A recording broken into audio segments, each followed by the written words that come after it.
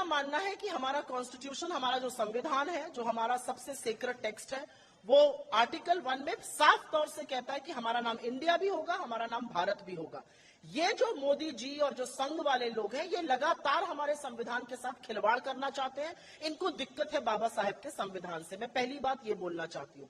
दूसरी बात मैं ये बोलना चाहती हूँ कि आपकी नफरत, आपका डर, आपकी बौखलाहट साफ है। आप इंडिया से घबराते हैं, लेकिन अब ये सनक बन चुका है। अपने देश का, अपनी माँ का नाम कौन बदलता है? अब मोदी जी की सनक का खामियाजा पूरा देश उठा रहा है।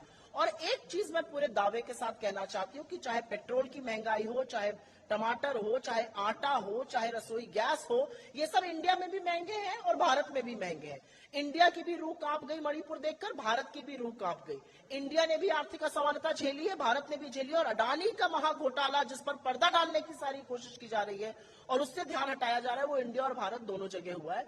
मोदी जी हमसे डरते हैं, हमको अपना शत्रु मानते हैं, लेकिन दुश्मनी तो आज आप देश से निभाने लगे। वो अच्छी तरह से जानते हैं कि उनके पास राज्यसभा में नंबर नहीं है, 2/3 बहुमत नहीं है, और वो चाहते हुए भी संविधान में परिवर्तन नहीं कर सकते। ये सब शगुफे उन्होंने अपनी भक्त मंडलियों का ध्यान बांटने के लिए और चरण चुंबक मीडिया को एक नया मुद्दा दे दिया। इसी सब पर चर्चा होती रहे, न घोटालों पर चर्चा हो और न महंगाई और बेरोजगारी पर हो। यहाँ पे सोचते हैं कि इंडिया का जो अलायंस यूपीए का बन गया, उससे कहीं डर होकर ऐसे डिसीजन। इंडिया से मोदी जी थर थर कांपते हैं, घबराते हैं, बौखला गए हैं, और अब ये बौखलाहट सनक बन चुकी है और इस सनक का खामियाजा देश भुगत रहा है। क्योंकि मोदी जी एक बात अच्छी तरीके से जानते हैं कि इंडिया के सामने अगर कोई खड़ा होता है तो उसकी शिकस्त होती है और जीतता हमेशा इंडिया है। हम मुद्दों की बात कर रहे हैं, हम संविधान की बात कर रहे हैं, हम युवाओं की बात कर रहे हैं, हम बेरोजगारी के खिलाफ बोल रहे हैं, महंगाई के खिलाफ बोल रहे हैं, जलते हुए मणिपुर पर बोल रहे हैं।